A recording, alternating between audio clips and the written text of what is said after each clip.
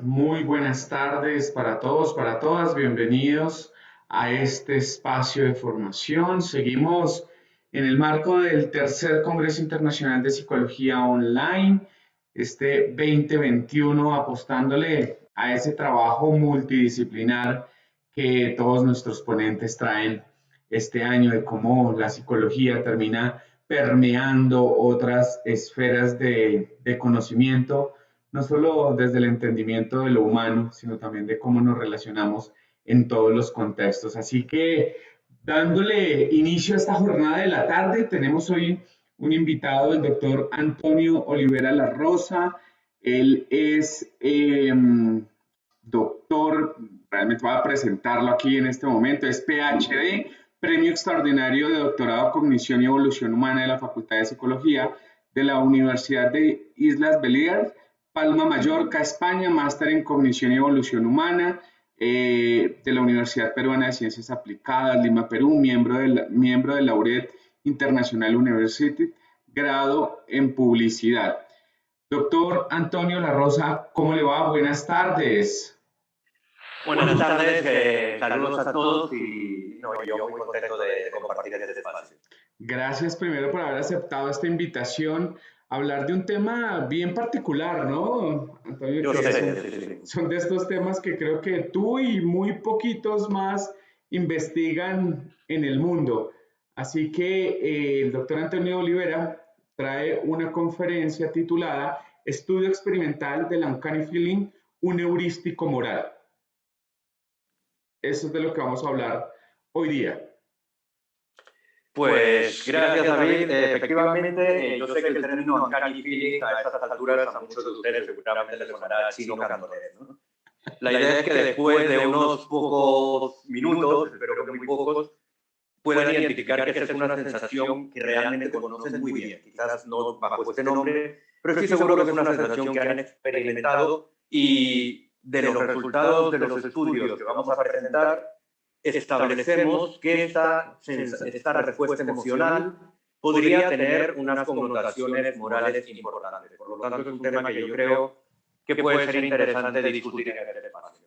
Así que, sin extenderme mucho más, les voy a presentar el Uncanny Valley.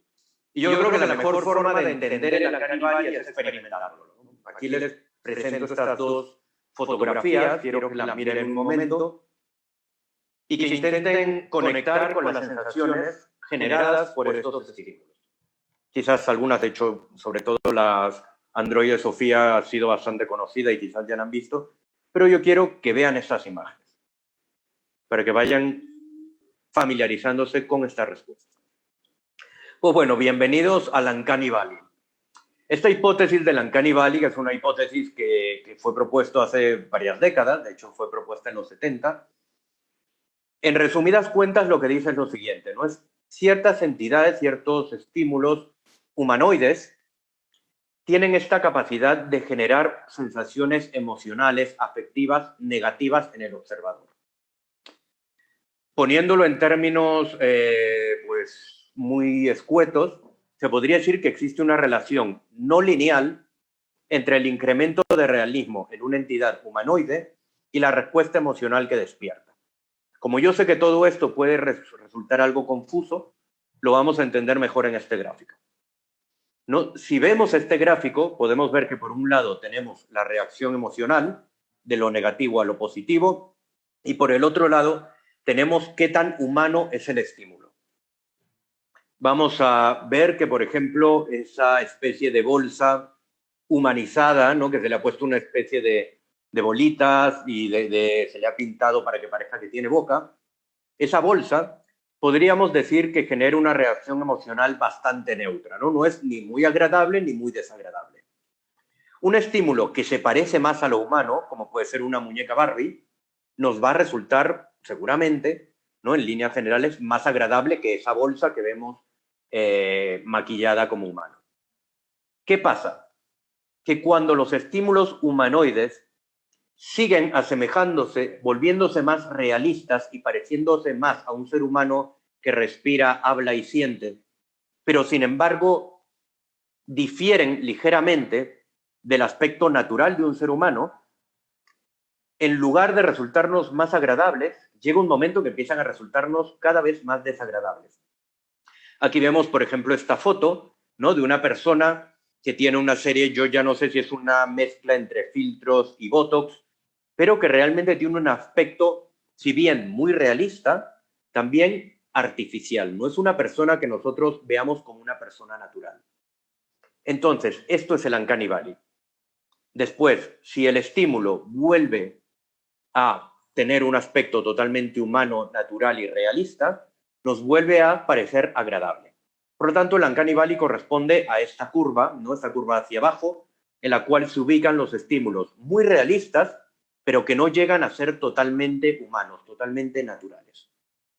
Yo presento este gráfico porque creo que es la forma más sencilla de entender esta hipótesis, ¿no? Es una hipótesis que tuvo su origen en el ámbito de la robótica, como les decía, hace muchas décadas, pero que yo diría que en la última década, quizás un poquito más, pero probablemente la investigación se ha centrado en la última década, ha llamado la atención de la psicología. Y diferentes autores han empezado a trabajar este tema ya de una forma pues mucho más experimental, y de hecho pues mi interés va en esa línea, ¿no? Estudiar el Uncanny Valley desde una perspectiva experimental y, en el caso concreto de mi investigación, relacionarlo con las posibles implicaciones que puede tener en la cognición social. Bueno, yo les voy a mencionar muy brevemente, porque si no nos extenderíamos pues en exceso, las explicaciones psicológicas de por qué pasa esto, ¿no? Porque si bien, ¿no?, aquí vemos, esto sería el Uncanny Valley gráficamente, pero la pregunta es, ¿por qué sucede esto?, ¿no? Hay diferentes hipótesis. Aquí, por ejemplo, una hipótesis, que es la hipótesis que dice que aquellos estímulos que son difíciles de categorizar, ¿no?, por ejemplo, un estímulo que no sabes exactamente si es artificial o humano, esa ambigüedad nos genera disonancia cognitiva, y la disonancia cognitiva generaría esta respuesta emocional negativa, esta sensación incómoda, inquietante, ¿no? Bueno, aquí creo que la foto de todas las versiones de Homer Simpson explica bastante mejor de lo que yo voy a poder hacer, ¿no? En este tipo de temas las imágenes son lo que mejor hablan. Sí. Pero bueno, esta hipótesis dice eso: lo que es difícil de categorizar nos resulta ambiguo, y esa ambigüedad nos genera esta sensación negativa. Otras explicaciones asocian que los estímulos uncanny generarían este uncanny feeling. El uncanny feeling es la respuesta emocional de lo uncanny, ¿no? Es esta sensación inquietante. Entonces, este uncanny feeling sería causado porque estos estímulos nos recuerdan a la muerte, nos recuerda a seres que parecen humanos, pero que de alguna forma no tienen vida, ¿no?, que carecen de alma, de una forma simbólica. Por lo tanto, asocian el uncanny feeling con la respuesta de miedo. Mientras que otras teorías, que también están muy relacionadas, asocian el uncanny feeling con la respuesta de asco, ¿no? Y dicen que esta respuesta emocional y este fenómeno perceptual de sentirnos incómodos, sentirnos perturbados ante los estímulos humanoides que no terminan de ser humanos, estaría relacionado a un mecanismo involucrado en evitar patógenos, no en evitar enfermedades. Digamos que esa sería la raíz evolucionista de por qué sucede eso.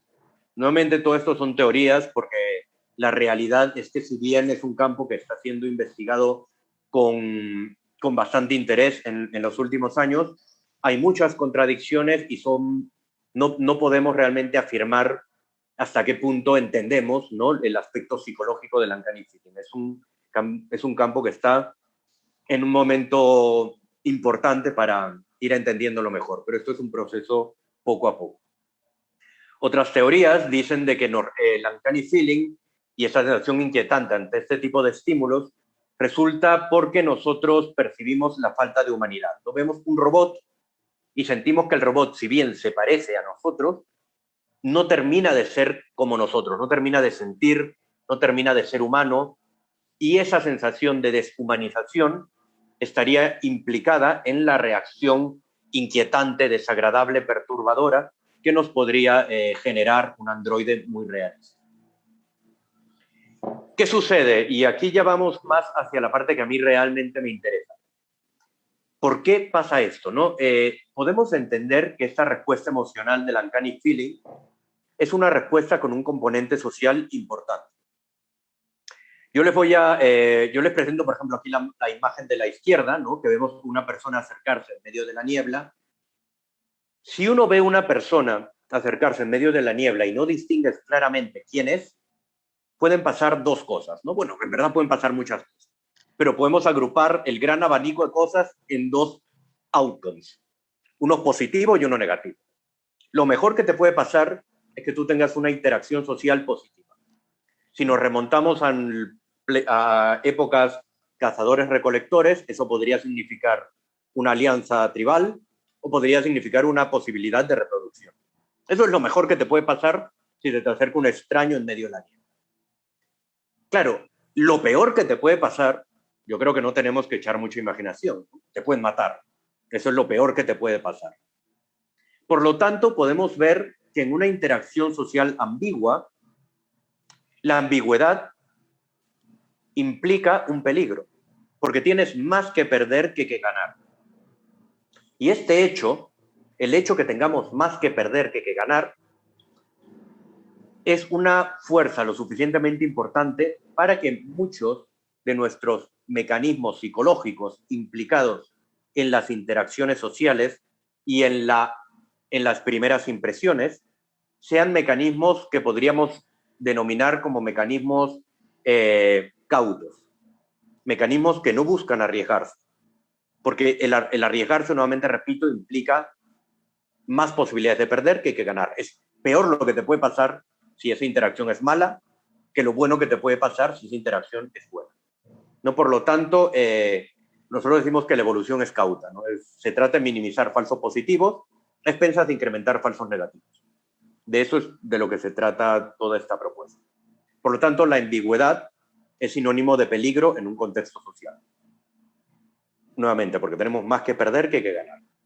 Y es sumamente importante el tener la capacidad de leer las intenciones de un extraño. Por más que esa lectura sea errónea. ¿No? Yo les pongo el ejemplo muy claro cuando uno se va a subir a un taxi y de repente ves la cara del taxista y tú de alguna forma escaneas al taxista. Quieres ver si el taxista es una persona confiable o no es confiable. Lógicamente tú no tienes todos los elementos para, en cuestión de poquísimos segundos, saber si esa persona es una persona confiable o no. Pero tú, la información que eres capaz de inferir de su aspecto, de su rostro, de sus gestos, es la información que utilizas para realizar ese diagnóstico. Entonces, esta importancia de evaluar rápidamente a una persona extraña a partir de su rostro es fundamental. Es fundamental para las interacciones sociales con los extraños.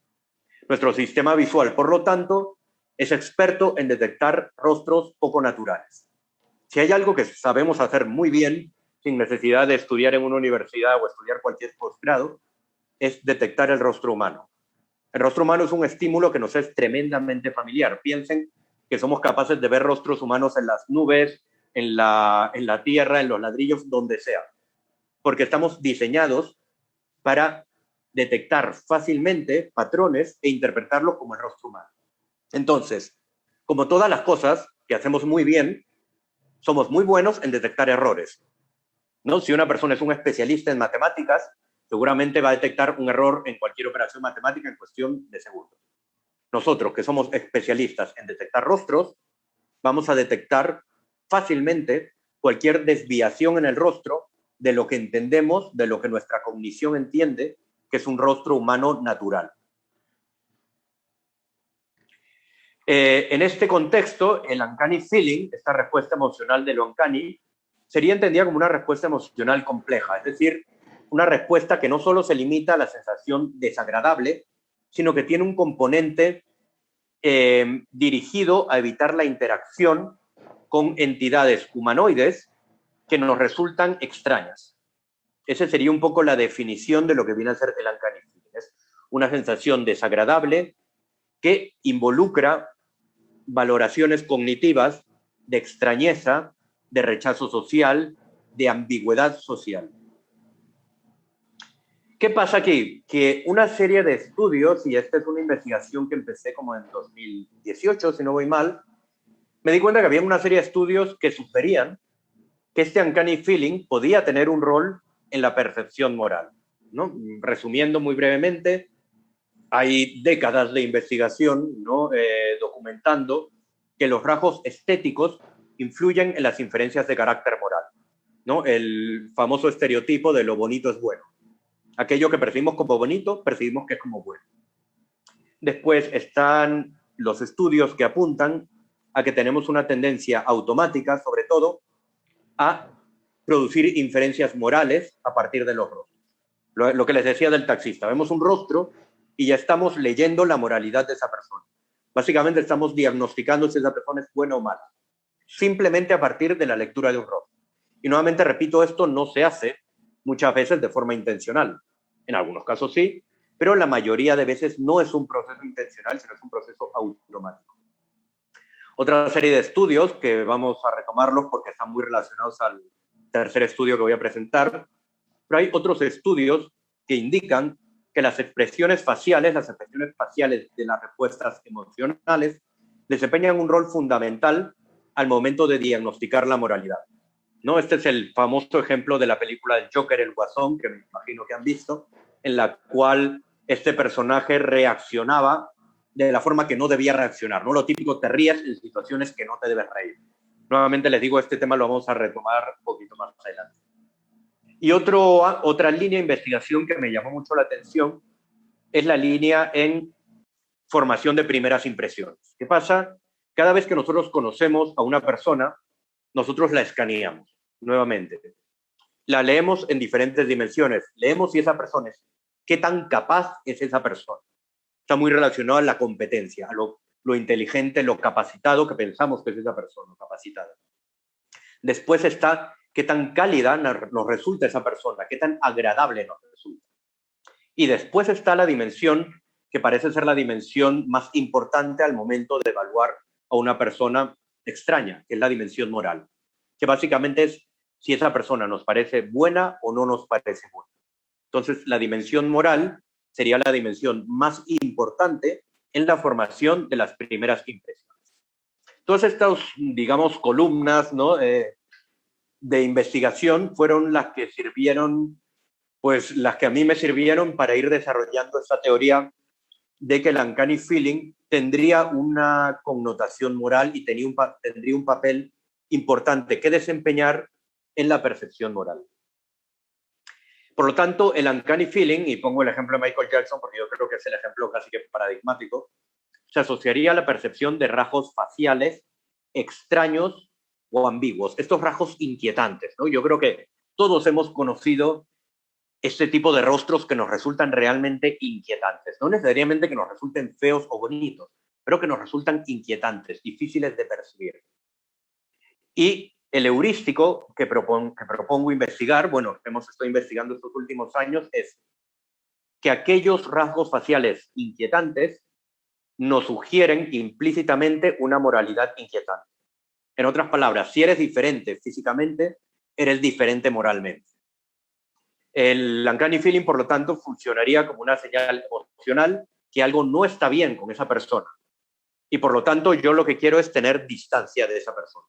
Yo no quiero que esa persona se sienta a mi lado, yo no quiero tener una relación cercana con esa persona, porque estoy identificando que no solo es rara físicamente, sino que probablemente sea rara moralmente.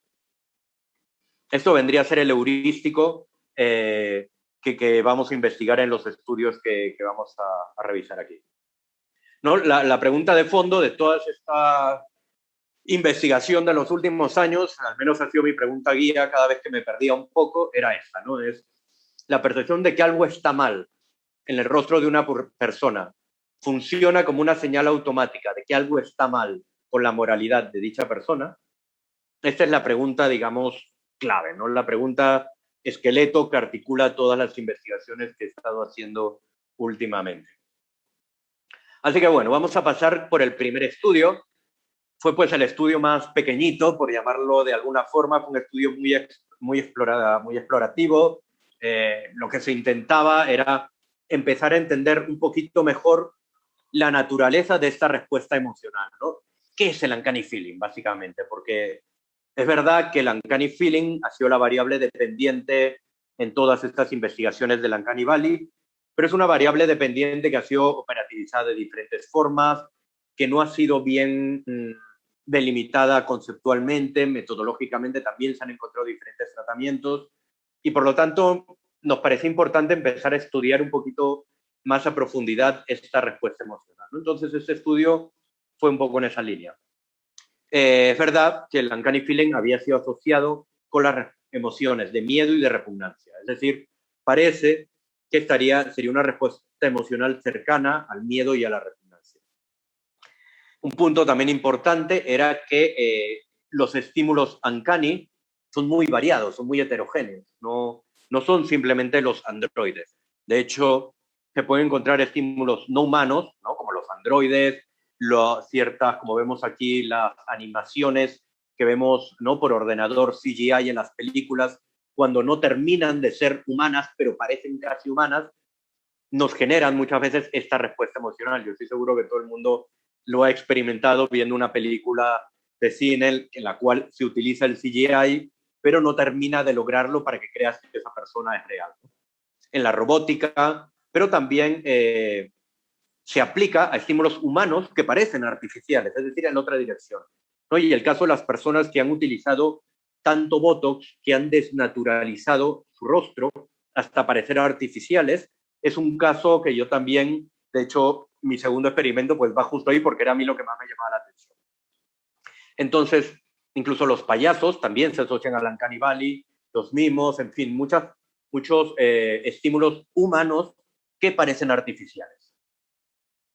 Entonces, bueno, en este primer estudio lo que hicimos fue explorar las asociaciones implícitas entre un tipo de estímulos uncanny, que fue caras de androides, como las que están viendo aquí, y las emociones de miedo y repugnancia. También exploramos las asociaciones implícitas entre estos estímulos y el constructo de repugnancia moral y de psicopatía, para ver si se asociaba la repugnancia moral y a la psicopatía. Para definir muy rápido, la repugnancia moral se asocia a aquellos actos que deshumanizan, ¿no? Como puede ser, por ejemplo, ver pornografía infantil, tener sexo con un animal, este tipo de cosas. Son actos que deshumanizan a quien lo hace.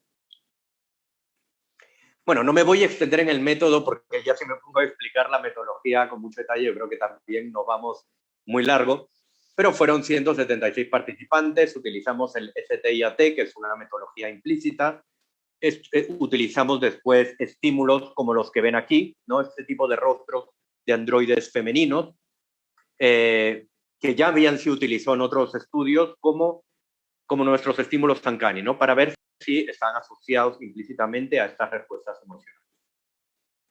Lo que encontramos fue que había una asociación implícita más fuerte entre el uncanny feeling y la repugnancia moral, comparado con el miedo, por ejemplo, ¿no?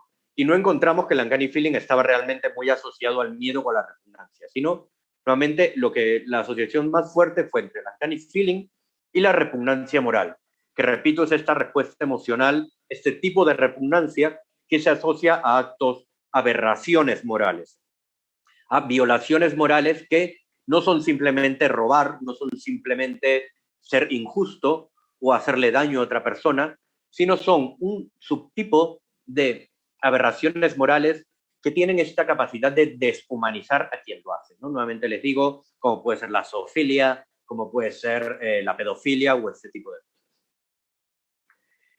Por lo tanto, nuevamente repito, este fue un estudio muy exploratorio, lo cual quiere decir que todos los resultados de este primer estudio debían tomarse pues, con mucha cautela, ¿no? Eran efectos pequeños, éramos muy conscientes que eran efectos pequeños, por lo tanto, cualquier conclusión debía pues, ser muy preliminar y muy referencial y era totalmente necesario desarrollar pues, un nuevo estudio para continuar pues, con nuestra agenda de entender mejor esta emoción, ¿no? Bueno, y así llegamos al segundo estudio, en el cual el tipo de estímulos con los cuales íbamos a trabajar eran un tipo de estímulos que a mí me llamaban bastante la atención, que eran las personas con el botox exagerado. Yo creo que todos hemos también conocido en algún momento, hemos estado cerca de una persona que tiene pues un rostro tan operado que termina siendo un rostro realmente artificial, ¿no? En el propio hecho de que quizás ya no hay líneas de expresión o que las expresiones emocionales terminan siendo algo extrañas, algo diferentes. Justamente, entonces me parecía muy interesante porque también es verdad que en la literatura no se había trabajado con este tipo de estímulos, ¿no? El Uncanny Valley se había trabajado sobre todo con androides y no tanto con estímulos humanos. Por lo tanto, a mí me llamaba mucho la atención y me pareció una oportunidad de trabajar con estímulos humanos en el marco del Uncanny Valley.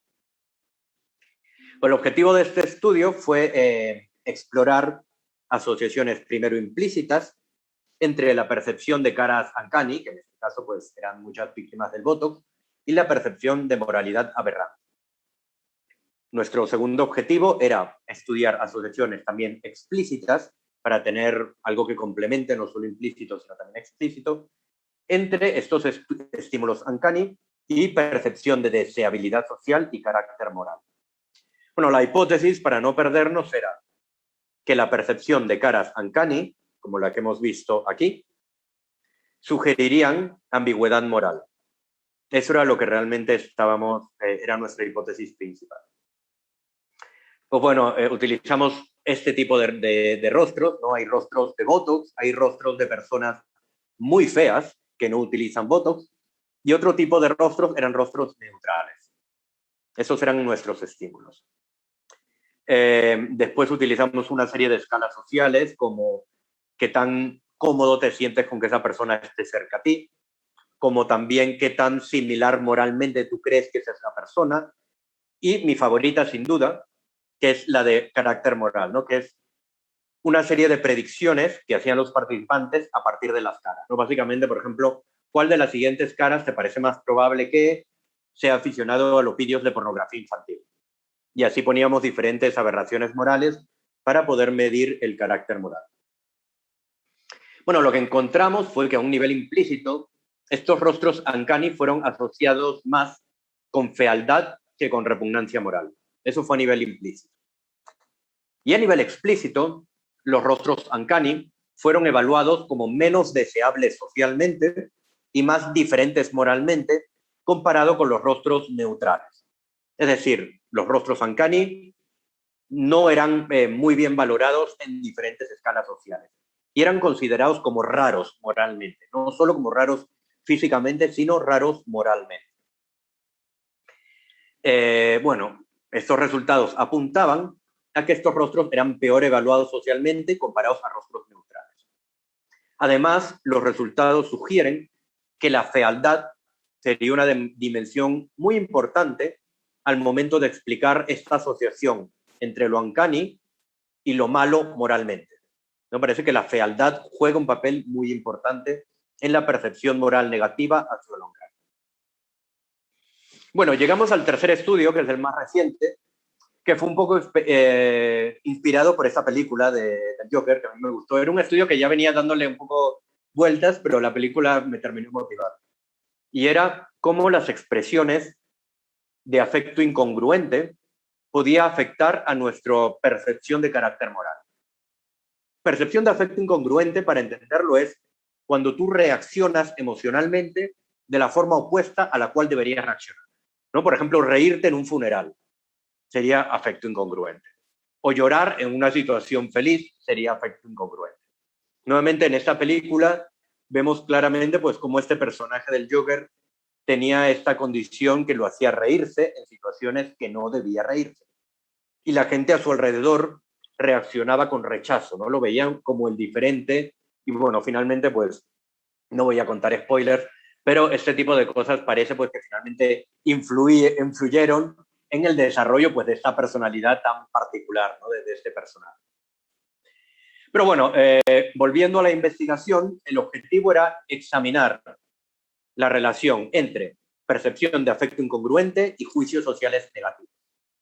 Habían un par de estudios que ya habían trabajado este tema, por lo tanto me pareció interesante pues continuar y tomarles un poco la posta, ¿no? Este estudio fue desarrollado con jóvenes infractores. Fue desarrollado con una muestra de jóvenes infractores con Colious and Emotional Traits, que es rasgos de insensibilidad emocional, lo que es un tipo de rasgos que están relacionados también con la psicopatía. A mí me parecía muy importante, ya que estamos estudiando percepción de psicopatía, estudiarla en una muestra que pueda tener rasgos psicopáticos, ¿no? Era un poco también lo que me movía para este estudio. Entonces exploramos juicios sociales hacia expresiones de afecto incongruente en esta muestra de jóvenes infractores con Colious and Emotional Traits. La hipótesis de este tercer estudio era que las expresiones de afecto incongruente, no nuevamente reírse ante la percepción de una desgracia, por ejemplo, serían evaluadas como uncanny y facilitarían juicios sociales negativos. Esa era la hipótesis. Aquí les muestro los estímulos para que entiendan un poquito mejor cómo fue este estudio. Vemos los dos estímulos superiores, son reacciones afectivas congruentes, ¿no? A la izquierda, la persona que fue uno de los coautores de este estudio, que trabajó perfectamente bien, Eric reacciona de forma agradable ante un estímulo agradable. Esto es congruente positivo. A la derecha tenemos que reacciona de una forma negativa ante un estímulo negativo. Esto es congruente negativo.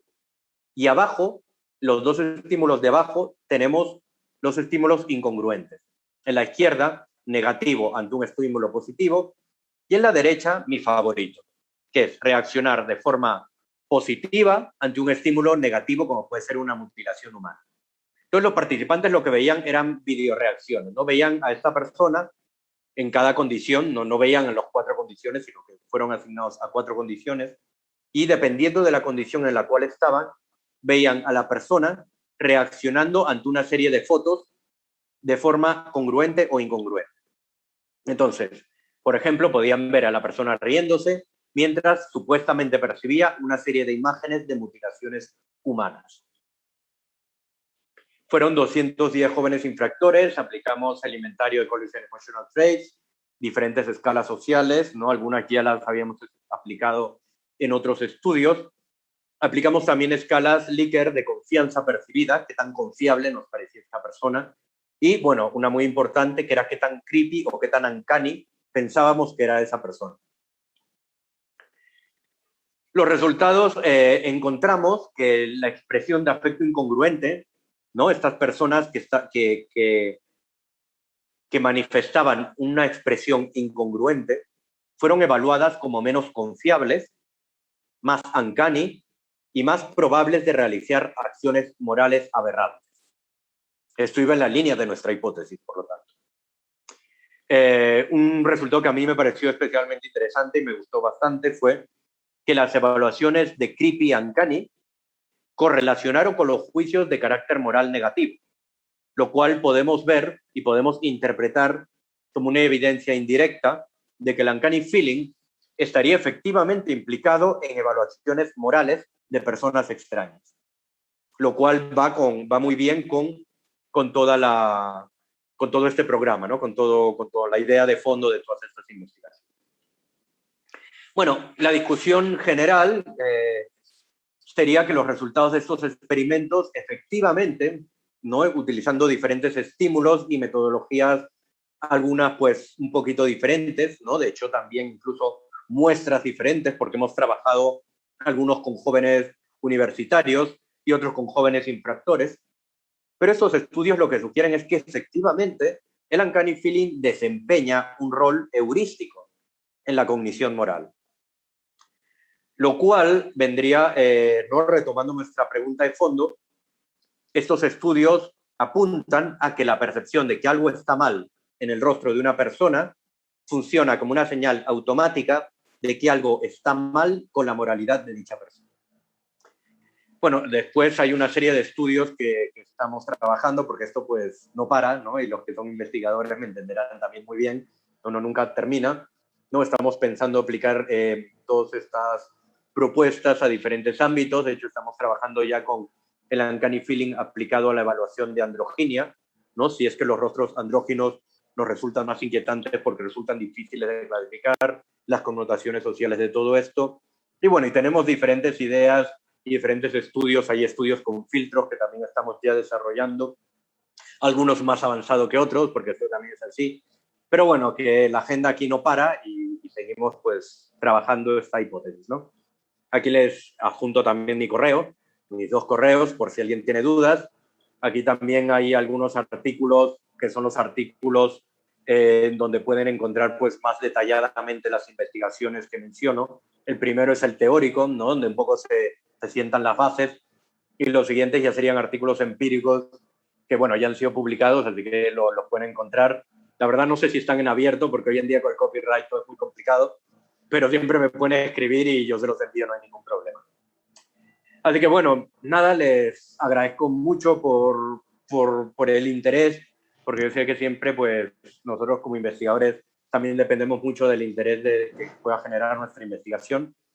Y bueno, y estoy atento a cualquier pregunta, cualquier inquietud.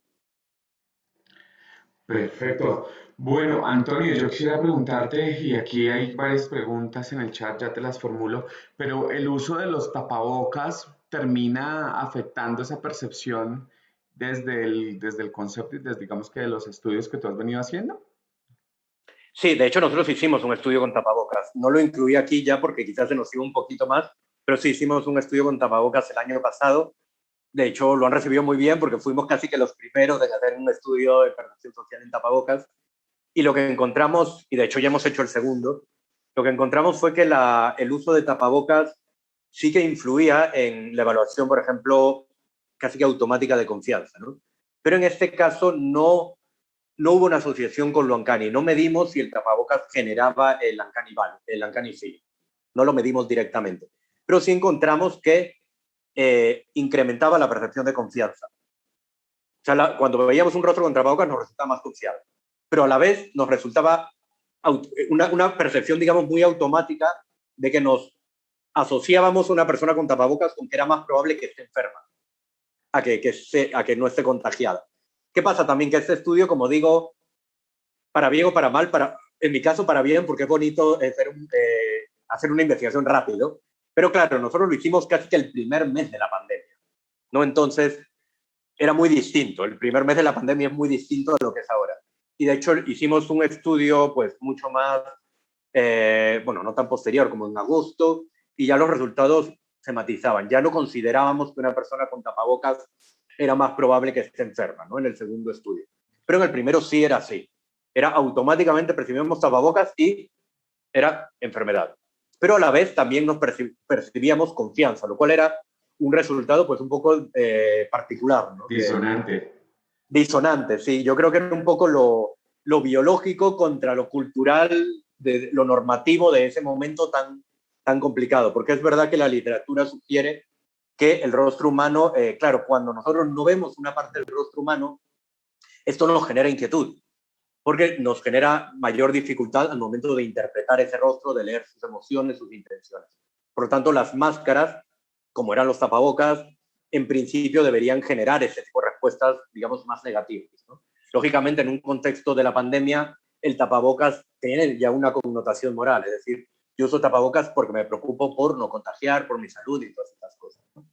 Pero sí, sí hicimos de hecho, si me escriben, también les puedo facilitar ese estudio que también le fue Bueno, bastante bien, felizmente. bien interesante el tema. Aquí hay otra pregunta, la hace Gloria Cajiao, dice, ¿cuál es el papel de la incertidumbre y de los imaginarios en la teoría del uncanny feeling expuesta? En muchas ocasiones hacemos juicios equivocados de las personas por preconcepciones erróneas. Predecimos peligro en individuos con determinada apariencia y bondad en quien no lo es.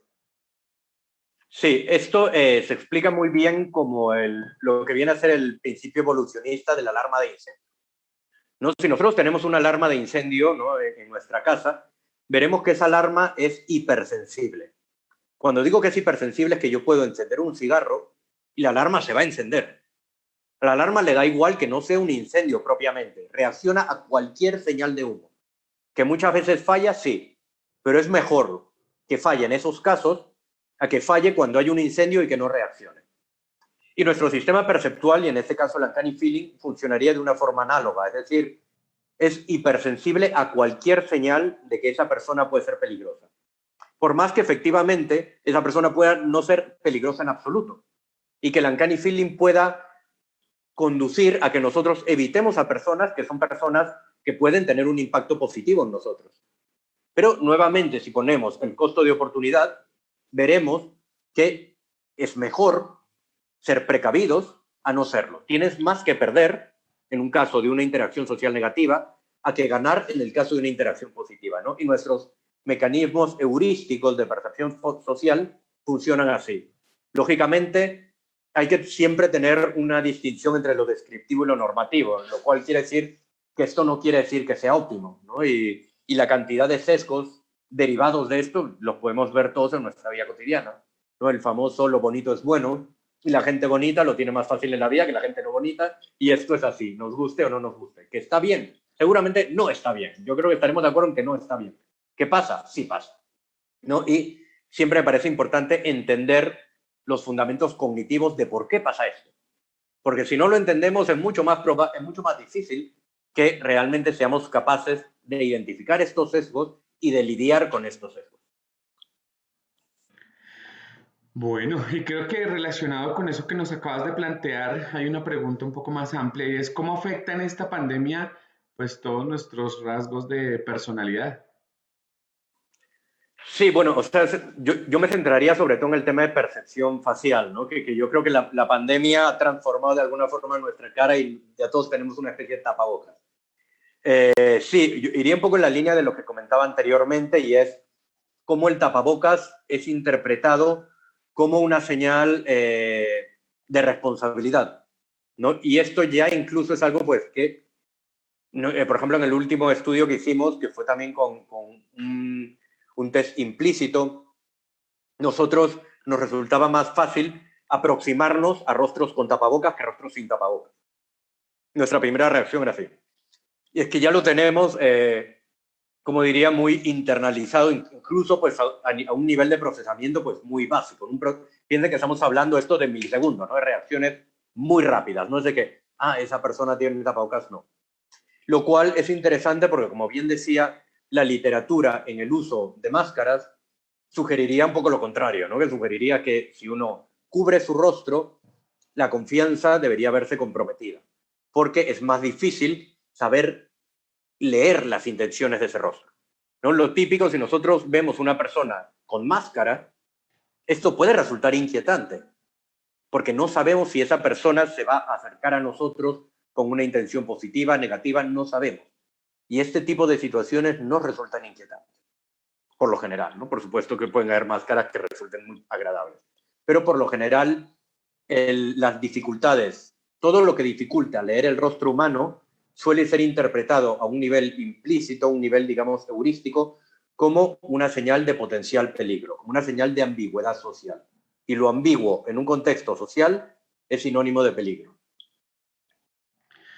Bueno, doctor Antonio Olivera, aquí las personas en el chat dicen muy importante el tema, una vez que la inteligencia artificial está en desarrollo y auge, muy interesante, muchas gracias. Creo que estas conferencias son las que nos dejan unos cuestionamientos ahí con tanta evolución de la tecnología y cada vez mucho más automatizados los procesos. Las respuestas humanas terminan siendo el determinante en la aceptación o no de todos estos nuevos procesos. Así que, pues, Antonio, muchas gracias. Un gusto volver a escucharte en este congreso. Así que, bienvenido siempre. Muchas gracias, David, y gracias a todos por el interés. Ya saben, cualquier cosa siempre me pueden escribir y estamos en contacto. Perfecto. Bueno, a todas las personas que siguen ahí conectadas, invitarlas a que nos veamos sobre las 3:30 e iniciaremos nuestra siguiente conferencia. Doctor Antonio, muchas gracias, un abrazo y un resto de Muchas tarde gracias. muy tranquilo. Hasta Chao. luego. Suerte a todos.